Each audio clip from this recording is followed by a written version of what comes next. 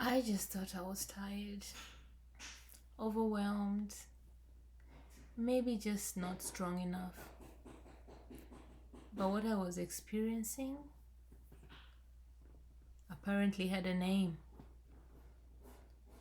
Hello, my name is Lydia, and in here I share real stories in the context of transition. I use my personal stories to share what really happens sometimes in life because change is inevitable, constant, and it's what happens around us.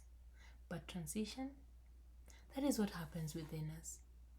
And if you're someone who wants to move through life with awareness, you want to thrive.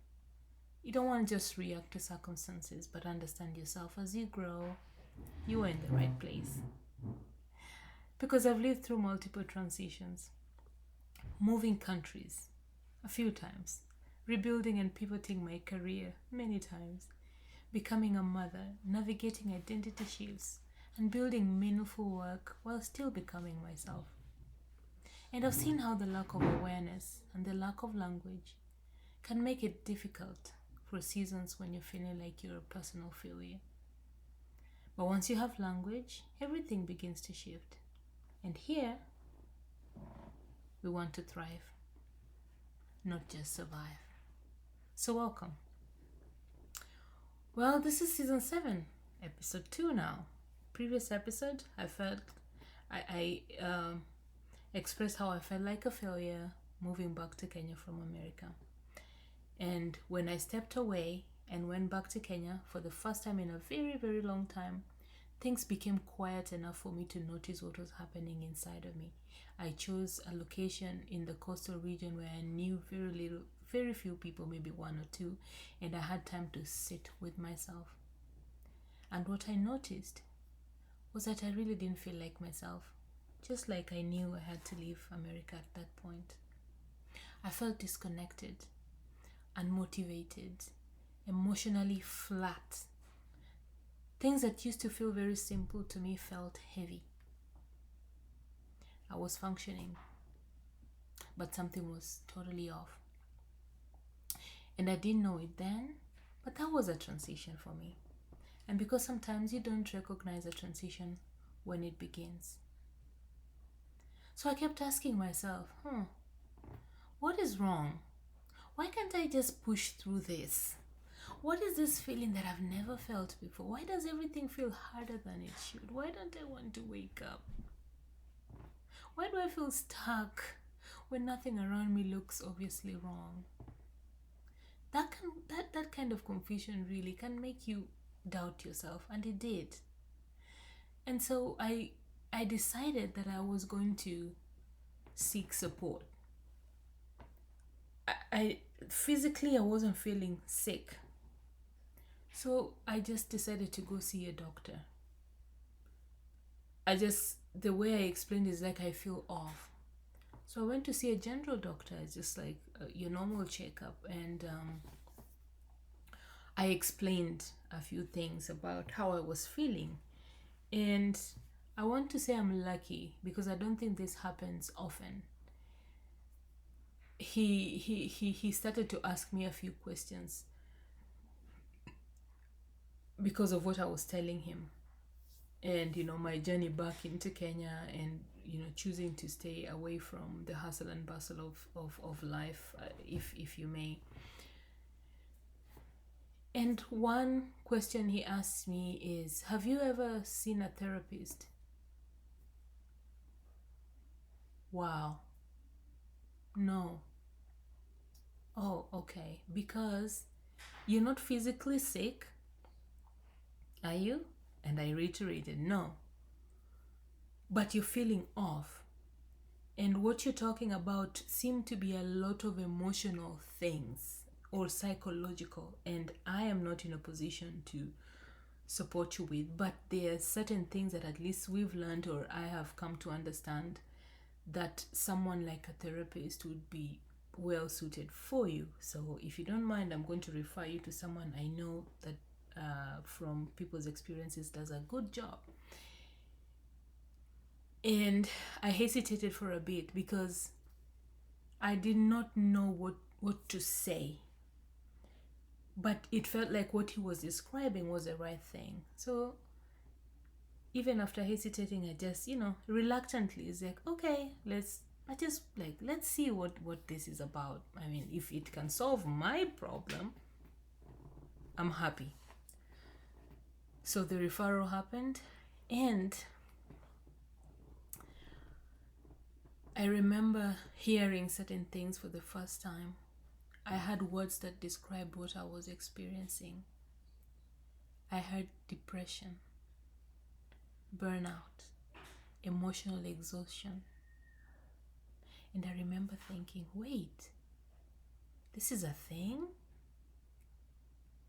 Because up until that moment, I thought therapy was for people who were seriously sick.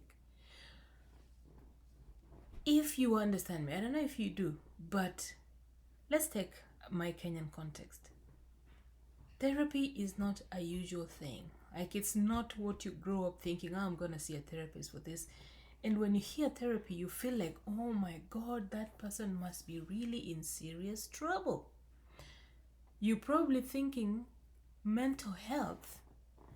And the moment you hear mental health is someone has gone crazy. This is not to make it to trivialize this or minimize whatever it is, but I'm just saying from my own experience and what informed my reactions to what I was being told. It felt like someone was telling me I had gone crazy, I had gone bonkers, I needed some help, maybe be confined in a mental institution. That's how I looked at it. I'm being honest here. And I didn't think that applied to me. I just thought I needed to try harder. Like some doctor would figure out something somewhere that would make me try harder. But looking back now, I can see how many transitions had stacked on top of each other. Immigration, motherhood, isolation, career disruption, constant relocation, loss of identity, pressure to keep functioning, full-time mothering, full-time schooling, being in a place where there was no social support. And that is a lot of one person to carry, honestly, without support. One thing I've learned through my own experience and through observing many others, including the ones I support with my services, is that when transitions go unnamed, they accumulate. And when they accumulate, they begin to show up in ways we really don't immediately recognize. And this is what I learned. That was the beginning of naming for me. We will go through the grounded transition framework that I do use. Naming is part of it. In the previous episode, I've talked about grounding and being away from everything and providing myself with a space to ground, to reconnect. Now, what happened next was naming, giving language to what I was experiencing. And to be honest, that giving it that language didn't solve everything immediately. We gotta be honest. But it changed how I saw myself. I suddenly, like when you feel off and when you've gone to the doctor, and I'll use a very common term, malaria. You now know, okay, this is malaria affecting me, and now you can find a cure for it. You can go get medication, and then you can put a net on your, bed, protect yourself, things like that. Do you see that mental example? Because when you don't have language, you assume the problem is you. But when you have language, you begin to see the pattern. Oh, I don't feel motivated. Oh, I'm slow. Oh, my mind is hazy. I'm suicidal. I'm depression. Okay, how can I solve depression? that lifts a heavy load off of you from looking at it like a me problem to giving you a pattern and an identity of the things that can lead up to that depression or whatever the issue is.